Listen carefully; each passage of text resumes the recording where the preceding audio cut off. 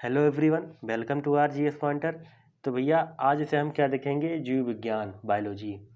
तो बायोलॉजी इसे सबसे पहले हम क्या देखेंगे, चैप्टर वाइज यहाँ पे पूरा चलेंगे, ठीक है। तो पहला चैप्टर हमारा क्या होगा, सेल, कोशिका, ठीक है। तो कोशिका से जितने सारे क्वेश्चन पूछे गए हैं, अब पूछने की उम्मीद जो यहाँ से बहुत ज़्यादा रहती है। और जो क्वेश्चन पूछे गए हैं और जो क्वेश्चन नहीं पूछे गए उनको भी यहाँ पे हम देखेंगे पूरा बाकायदा, ठीक है। तो ये सब बायोलॉजी के जो सारे क्वेश्चन होते हैं, कई सारे मतलब पेपरों में पूछे ही जाते हैं, बिल्कुल पूछा जाता है। जैसे कि हो गया यूपीएसआई हो गया, यूपी टेट हो गया, सुपर टेट हो गया, उसके बाद हमारा एसएससी हो गया, रेलवे हो गया, ये सब में बहुत सारे क्वेश्चन पूछे जाते हैं, ठीक है। वही अगर हम साइंस की बात करते हैं, जनरल साइंस के में जो 3 सब्जेक्ट होते हैं साइंस के, पहला क्या हो गया बायोलॉजी, उसके बाद दूसरा क्या हो गया फिजिक्स, तीसरा केमिस्ट्री। तो बायोलॉजी से सबसे ज़्यादा क्वेश्चन पूछे जाते हैं, सबसे ज़्यादा, उसके बाद फिजिक्स, लास्ट में केमिस्ट्री, ठीक है। तो भैया अगर वीडियो आपको लास्ट में पसंद आ रहा है तो वीडियो को लाइक करेंगे, शेयर करेंगे, उसके बाद सब्सक्राइब करेंगे। शेयर ज़्यादा ज़्यादा कीजिए, ठीक है, ज़्यादा ज़्यादा शेयर आपको करना है। तो चलिए शुरू करते हैं। तो भैया अगर आप इस वीडियो का पीडीएफ डाउनलोड करना चाहते हैं तो टेलीग्राम का लिंक डिस्क्रिप्शन बॉक्स में दे दिया गया है, वहाँ से आप सारा पीडीएफ जो है डाउनलोड कर सकते हैं, ठीक है। तो पहला क्वेश्चन क्या कह रहा है कि जीव विज्ञान शब्द का प्रयोग सबसे पहले किस वैज्ञानिक ने किया था, ठीक है। तो अगर हम बात करते हैं जीव विज्ञान, तो जीव विज्ञान के पिता कौन है और जीव विज्ञान शब्द का प्रयोग सबसे पहले किसने किया, ये अलग है, दोनों अलग अलग क्वेश्चन है। तो अगर हम जीव विज्ञान के पिता की बात करते हैं तो कौन है, अरस्तु है। वहीं हम जंतु विज्ञान के पिता की बात करते हैं तो अरस्तु ही है, ठीक है। उसके बाद अगर हम बायोलॉजी शब्द का प्रयोग जो है सबसे पहले किसने किया, लेमार्क और टेविरेनस ने, ठीक है, लेमार्क और टेविरेनस ने। तो अब आप लोग क्या कमेंट बॉक्स में बताएंगे कि भैया वनस्पति विज्ञान का पिता किसे कहा जाता है, ये आप लोग कमेंट बॉक्स में बताएंगे। उसके बाद ऑप्शन नंबर डी क्या कह रहा है कि विलियम रॉक्सबर्ग। तो विलियम रॉक्सबर्ग ने भारतीय वनस्पति विज्ञान का जनक कहा जाता है इनको, ठीक है। तो भैया भारतीय वनस्पति विज्ञान का जनक विलियम रॉक्सबर्ग को कहा जाता है। तो आपको इस क्वेश्चन से इतनी जानकारी मिल जाती है। चलिए अगले क्वेश्चन की तरफ बढ़ते हैं। अगला क्वेश्चन क्या कह रहा है कि कोशिका को कहते हैं, क्या कहते हैं, सबसे छोटी संरचनात्मक इकाई या सबसे बड़ी कार्यात्मक इकाई। ऑप्शन नंबर सी क्या कह रहा है कि सबसे छोटी संरचनात्मक एवं कार्यात्मक इकाई, या ऑप्शन नंबर डी सभी सही हैं। तो ये बेसिक सा क्वेश्चन है, इसका राइट आंसर क्या हो जाएगा हमारा, ऑप्शन नंबर सी, सबसे छोटी संरचनात्मक एवं कार्यात्मक इकाई। संरचनात्मक क्यों है, कैसे है, तो संरचनात्मक का मतलब ये हो गया कि अगर हम किसी सेल की बात करते हैं, कोशिका, तो कोशिका से हमारा क्या बनता है, ऊतक। तो ऊतक से हमारा क्या बनता है, अंग। अंग से क्या बनता है, पूरा शरीर का निर्माण होता है, ठीक है।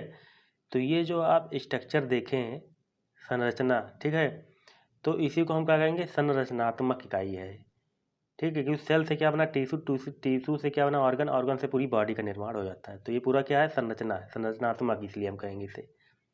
उसके बाद अगर हम कहें कि कार्यात्मक इकाई, ये है, इसका मतलब क्या है, कार्यात्मक मतलब क्रियात्मक भी इसे कह सकते हैं, ठीक है, फंक्शनल यूनिट है, फंक्शनल। तो यह हमारे शरीर में कार्य भी करेगी, कौन, सेल। तो कैसे कार्य करेगी, यानी कि इस कोशिका में प्रोटीन का भी निर्माण हो सकता है, उसके बाद भोजन का भी निर्माण हो सकता है, ऊर्जा को मुक्त मुक्त भी कर सकती है, ठीक है। और उसके बाद प्रोटीन का संश्लेषण भी हो सकता है, वसा का निर्माण हो सकता है, उसके बाद कुछ खनिज लवण का भी निर्माण इसमें हो सकता है, मतलब कोशिका में। इन सबको साथ मिलाकर क्या होता है कि शरीर को संचालित करने में मदद करता है, ठीक है। ये सब, इन सब का जब निर्माण हो जाएगा तो क्या, जो हमारी जो सब साथ मिल जाएंगे सब, तो हमारा शरीर, मतलब शरीर को संचालित करने में ये सब मदद करते हैं, ठीक है। तो इसलिए क्या है, ये फंक्शनल है, मतलब कार्यात्मक, ये कार्य भी करेगी, ठीक है। तो आपको इस क्वेश्चन से जो है इतनी जानकारी मिल जाती है। फिलहाल इसका आंसर क्या है, ऑप्शन नंबर सी। अगले क्वेश्चन की तरफ बढ़ते हैं। तो क्वेश्चन नंबर 3 क्या कह रहा है कि यह सजीव कोशिका की खोज सबसे पहले किसने की थी, सजीव कोशिका की खोज। अगर हम कोशिका की बात करते हैं तो कोशिका के अध्ययन को क्या कहते हैं, ये आप कमेंट बॉक्स में बताएंगे, कौन सी लॉ जी कहेंगे। तो कोशिका के अध्ययन को क्या कहेंगे, कम्यूडॉन्स बताएंगे। ठीक है, अगर हम बात करते हैं कि कोशिका की खोज जो हुई थी 1665 ईस्वी में हुई थी। रॉबर्ट हुक महोदय ने जो इसका खोज किया था। तो रॉबर्ट हुक ने क्या किया था कि सबसे पहले इन्होंने क्या देखा कि कार्क में सबसे पहले इन्होंने कोशिका को देखा। तो कार्क एक क्या थी, निर्जीव कोशिका थी। क्या थी, निर्जीव कोशिका। तो इन्होंने कार्क में देखा ना भैया सबसे पहले, तो कहा कि भैया एक कोशिका को उसमें देख लिए। तो उसके बाद रॉबर्ट हुक ने की एक पुस्तक है, तो उसमें पूरा ये डिफाइंड किए हैं कोशिका के बारे में पूरा। तो उनकी पुस्तक का क्या नाम है, माइक्रोग्राफिया। तो माइक्रोग्राफिया पुस्तक में इन्होंने क्या है कि कोशिका को पूरा डिफाइंड किया अच्छे से। ठीक है, तो अगर हम बात करते हैं सजीव कोशिका, तो सजीव कोशिका की खोज सबसे पहले किसने की, तो किसने की थी, लीवेनहॉक ने। ठीक है, उसके बाद हम ये सजीव कोशिका की बात होगी। उसके बाद निर्जीव कोशिका की खोज, तो निर्जीव कोशिका की खोज रॉबर्ट हुक ने किया था। ठीक है, रॉबर्ट हुक। तो अगर हम बात करते हैं ऑप्शन नंबर सी, नॉल एवं रस्का ने क्या किया था, इलेक्ट्रॉन सूक्ष्मदर्शी का खोज किए थे। ठीक है, नॉल एवं रस्का क्या किए थे, इलेक्ट्रॉन सूक्ष्मदर्शी का खोज किए थे। अगले क्वेश्चन की तरफ बढ़ते हैं। तो क्वेश्चन नंबर 4 क्या कह रहा है कि कोशिका सिद्धांत का प्रतिपादन किस वैज्ञानिक ने किया था, मतलब सेल थ्योरी को किसने डिफाइन किया था। ऑप्शन नंबर ए क्या कह रहा है कि रॉबर्ट हुक, या ऑप्शन नंबर बी अरस्तु, सी क्या कह रहा है सॉन, या ऑप्शन नंबर डी स्लाइडन या सॉन दोनों। तो कोशिका अगर सेल की बात करते हैं, सेल थ्योरी, तो ऑप्शन नंबर डी बिल्कुल सही हो जाएगा। स्लाइडन क्या थे, स्लाइडन एक वनस्पति शास्त्री थे। ठीक है, और सॉन क्या थे, सॉन एक जंतु विज्ञान, मतलब जंतु विज्ञान के शास्त्री थे। ठीक है, उसके बाद इन्होंने क्या बताया, इन्होंने बताया पहला सिद्धांत क्या बताया कि प्रत्येक जीव का निर्माण जो होगा, या तो जो निर्माण जो होता है या तो एक कोशिका से हुआ है, या तो एक से अधिक कोशिका से मिलकर बना हुआ है। ठीक है, पहला मतलब कि सिद्धांत क्या बताया कि प्रत्येक जीव का निर्माण या तो एक कोशिका से हुआ है और या तो एक से अधिक कोशिका से मिलकर हुआ है। तो अगर एक कोशिका से हुआ है तो उसे क्या कहेंगे, एक कोशिकीय।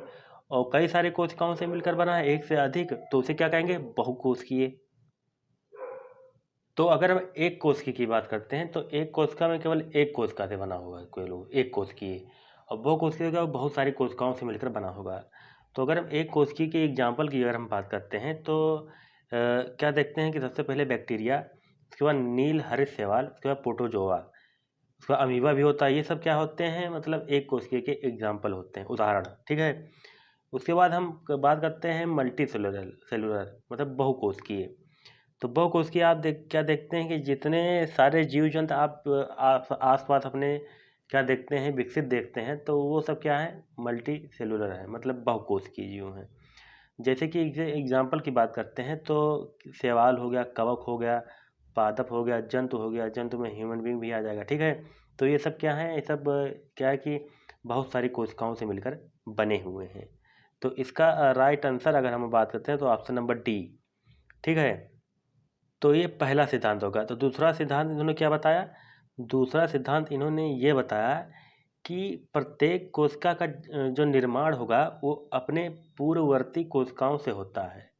ठीक है, जैसे कि प्रत्येक कोशिका का जो निर्माण होगा वो अपने पूर्ववर्ती कोशिकाओं से होता है। ठीक है, दूसरा ये बताया सिद्धांत। तो चलिए अगले क्वेश्चन की तरफ बढ़ते हैं। फिर आज इसका आंसर क्या है, ऑप्शन नंबर डी। पांचवा क्वेश्चन क्या कह रहा है, निम्नलिखित में से एक कोशिकीय जीव कौन सा है। अभी हम ऊपर बताए हैं, पूरा एक्सप्लेन किए हैं। तो एक कोशिकीय जीव कौन सा है, तो जिसमें केवल क्या होता है, एक कोशिका से मिलकर बना होता है, उसे एक कोशिकीय कहेंगे। तो एक कोशिकीय क्या है, जीवाणु है, बाकी सब क्या है, ये बहुकोशिकीय है, बहुत सारी कोशिकाओं से बना है। तो ऑप्शन नंबर इसका मतलब सी जो है इसका सही हो जाएगा। क्वेश्चन नंबर 6 क्या कह रहा है कि मानव शरीर की सबसे छोटी कोशिका कौन सी होती है। सबसे छोटी कोशिका मानव शरीर की पूछा है, और मानव शरीर की सबसे बड़ी कोशिका, ये भी पूछ सकता है क्वेश्चन। ठीक है, तो दोनों आपको बताना है। तो मानव शरीर की सबसे छोटी कोशिका की अगर हम बात करते हैं तो ऑप्शन नंबर बी राइट हो जाएगा। ठीक है, शुक्राणु की कोशिका, मतलब स्पर्म सेल। स्पर्म सेल क्या है कि मानव शरीर की सबसे छोटी कोशिका है, ठीक है। अगर हम सबसे बड़ी कोशिका की बात करते हैं तो तंत्रिका कोशिका, ठीक है, नर्वस सिस्टम, ये तंत्रिका कोशिका क्या है, मानव शरीर की सबसे बड़ी कोशिका है। उसके बाद अगर मानव शरीर नहीं लगाया, अब पूछा क्या कि संसार की सबसे छोटी कोशिका और संसार की सबसे बड़ी कोशिका। अगर मानव शरीर नहीं लगाया, सीधे पूछ लिया कि संसार की सबसे छोटी कोशिका, तो संसार की सबसे छोटी कोशिका PPLO, ठीक है। तो इसका फुल फॉर्म आप लोग क्या करेंगे, कमेंट बॉक्स में पूरा बाकायदा अच्छे से बताएंगे, ठीक है। उसके बाद ये क्या होगा, संसार की सबसे छोटी कोशिका। अगर पूछता है कि संसार की सबसे बड़ी कोशिका, तो शुतुरमुर्ग का अंडा, ये तो पता है, सबको पता है। तो इस क्वेश्चन से क्या है, आप लोगों को इतनी जानकारी जो है मिल जाती है। अगले क्वेश्चन की तरफ बढ़ते हैं। अगला क्वेश्चन क्या कह रहा है, क्वेश्चन नंबर 7, कोशिका की संरचना को कितने भागों में जो है बांटा गया है, ठीक है। तो कोशिका की संरचना को कितने भागों में बांटा गया, 1, 2, 3 या 4। तो अगर हम कोशिका की संरचना की बात करते हैं, ये 2 भागों में बांटा गया भैया ना, 2 भागों में। पहला क्या है कि प्रोटेक्टिव लेयर उसे कहेंगे, पहले को क्या करेंगे, प्रोटेक्टिव लेयर।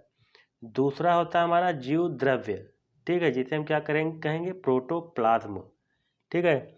प्रोटेक्टिव लेयर मतलब क्या होगा, सुरक्षा आवरण, और प्रोटोप्लाज्म मतलब जीव द्रव्य। तो इसमें हमारा क्या आ जाएगा, 2 चीज़ें आएंगी, क्या, एक आएगा हमारा सेल वाल मतलब कोशिका भित्ति, दूसरा आएगा सेल मेम्ब्रेन या प्लाज्मा झिल्ली मतलब कोशिका झिल्ली, इसमें आएगी, ठीक है। और इसमें हमारे क्या आएंगे, 2 आए, केंद्रक आएगा, एक कोशिका द्रव्य आएगा, ठीक है, ठीक है भैया। तो ये 2 होते हैं, 2 पता चल गया ना आपको। तो चलिए अगले क्वेश्चन की तरफ बढ़ते हैं। 8वां क्वेश्चन क्या कह रहा है कि कोशिका भित्ति किसकी बनी होती है, बेसिक सा क्वेश्चन है। तो कोशिका भित्ति ये केवल और केवल जो है प्लांट सेल में पाया जाता है, प्लांट सेल में पाई जाती है कोशिका भित्ति, ठीक है। तो कोशिका भित्ति जो हमारी बनी होती है, ये सेलुलोज की बनी होती है, सेलुलोज। तो सेलुलोज की बनी होती है कौन, कोशिका भित्ति। तो इसमें क्या होता है, कार्बोहाइड्रेट होता है सेलुलोज में।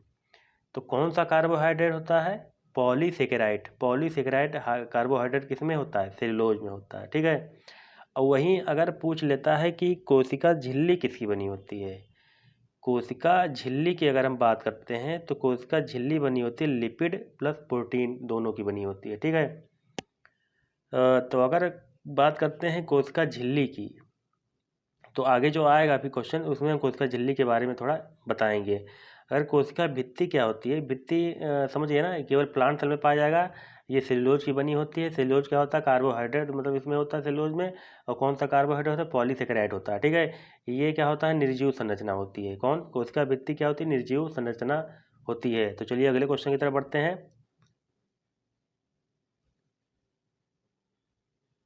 तो यह क्वेश्चन नंबर 9 क्या कह रहा है कि निम्नलिखित में से कौन कोशिका की सजीव संरचना है। निर्जीव कोशिका, निर्जीव तो पता चल गया क्या है, कोशिका भित्ति है। लेकिन अब इसमें पूछ रहा है कि कोशिका की सजीव संरचना, ठीक है, सजीव संरचना कौन सी है। तो कोशिका झिल्ली है या कोशिका भित्ति है या दोनों या इनमें से कोई नहीं। तो इसका राइट आंसर क्या हो जाता है हमारा, कोशिका झिल्ली है, ठीक है, कोशिका झिल्ली है। तो कोशिका झिल्ली क्या होती है, यह जो होती है, यह जंतु कोशिका का सबसे बाहरी आवरण होता है। मान लीजिए कोशिका का फिगर है, ये क्या है, कोशिका का मतलब फिगर बना हुआ, ठीक है, ऐसे बना हुआ है, समझने के लिए तो वो फिर से बनाते रहे हैं। ये क्या है, कोशिका का जो है फिगर है, ये यार बन नहीं पा रहा, मान लीजिए ऐसे बना हुआ है कोशिका, मतलब ये बना हुआ है फिगर इसका। तो इसमें क्या है कि यह जंतु कोशिका का सबसे बाहरी आवरण होता है। कौन, ये जंतु कोशिका का सबसे बाहरी आवरण होता है कोशिका झिल्ली। लेकिन वहीं अगर कहता है कि वनस्पति कोशिका का ये दूसरे नंबर का है, इसके पहले क्या होगा, इसके पहले हमारा क्या होगा, कोशिका भित्ति।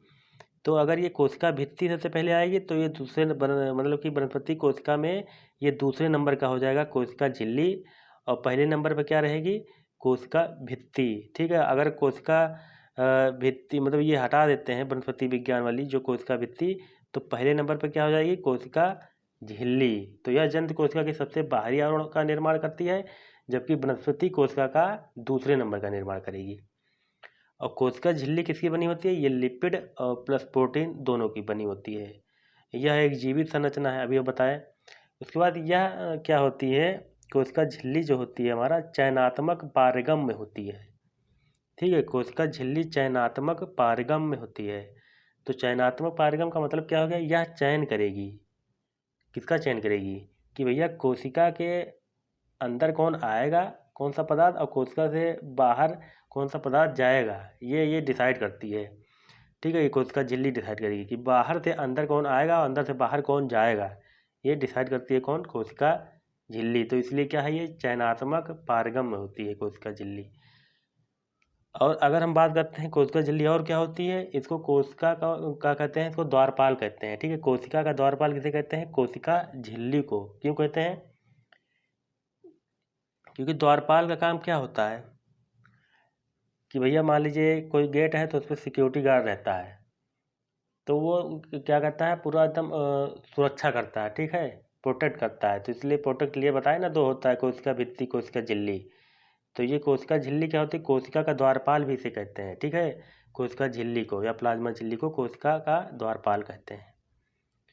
तो इसने मतलब इस क्वेश्चन से आपको इतनी जानकारी मिलती है। चलिए अगले क्वेश्चन की तरफ बढ़ते हैं, आज का लास्ट। तो लास्ट क्या करा कि जीव द्रव्य को जीवन का भौतिक आधार किस वैज्ञानिक ने कहा या माना, बताइए भैया।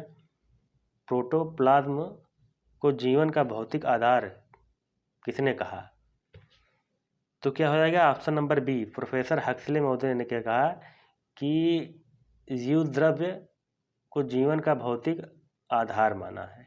ठीक है, प्रोटोप्लाज्म को, इसको क्या कहेंगे, प्रोटोप्लाज्म या जीव द्रव्य। उसके बाद इसका नामकरण किसने किया, पुरकिंजे ने इसका नामकरण किया था प्रोटोप्लाज्म का। ठीक है, जीव द्रव्य का नाम किया था, पुरकिंजे महोदय ने किया था। अगर हम और बात करते हैं जीव द्रव्य की, तो जीव द्रव्य में सर्वाधिक मात्रा में पाया जाने वाला तत्व कौन सा होता है, पहला। दूसरा क्या है कि सर्वाधिक कार्बनिक पदार्थ इसमें कौन सा पाया जाता है। उसके बाद जीव द्रव्य में सर्वाधिक अकार्बनिक पदार्थ कौन सा पाया जाता है। तो सबसे पहले अगर हम बात करते हैं कि भैया प्रोटोप्लाज्म में सर्वाधिक मात्रा में कौन सा तत्व पाया जाता है, ऑक्सीजन। ठीक है, उसके बाद दूसरा क्या है कि सर्वाधिक मतलब कार्बनिक पदार्थ, प्रोटीन। उसके बाद अकार्बनिक पदार्थ कौन सा पाया जाता है जीव द्रव्य में, वाटर, जल। ठीक है, तो जल क्या है, इसमें कार्बन नहीं पाया जाता है। ठीक है, इसलिए ये अकार्बनिक है, पता ही होगा। तो कोशिका जीव द्रव्य में क्या है कि 90% जल पाया जाता है भैया, 90% जो है जल उपस्थित होता है जीव द्रव्य में। ठीक है, तो भैया इतने मतलब 10 क्वेश्चन यहाँ पे कंप्लीट होते हैं, 10 क्वेश्चन यहाँ पे पूरा कंप्लीट होते हैं। इसका राइट आंसर क्या था, बी नंबर। ठीक है, तो पुरकिंजे क्या किए थे, इसका नामकरण किए थे जीव द्रव्य का। तो अगर अब आपको वीडियो अच्छा लगा है तो वीडियो को लाइक करेंगे, शेयर करेंगे, उसके बाद सब्सक्राइब करेंगे। शेयर ज़्यादा कीजिए ताकि इस सीरीज को हम पूरा कंटिन्यू मतलब करें, पूरा आगे तक ये पढ़ाते चले जाएँ। तो आज मतलब 10 क्वेश्चन किए, फिर अगले नेक्स्ट टाइम में 10 मतलब 10 क्वेश्चन तो यहाँ पर देखने को मिला। बाकी हम जो समझाते चले बाकी उससे ज़्यादा भी क्वेश्चन हो गया, 10 से ज़्यादा हो गया, 20 30 25 30 क्वेश्चन तो हो ही गया होगा। ठीक है, तो अगर आपको अच्छा लगा हो तो वीडियो को लाइक करेंगे, शेयर करेंगे, उसके बाद सब्सक्राइब करेंगे। चलिए अगले पार्ट में मिलते हैं, तब तक के लिए जय हिंद, जय भारत, नमस्कार।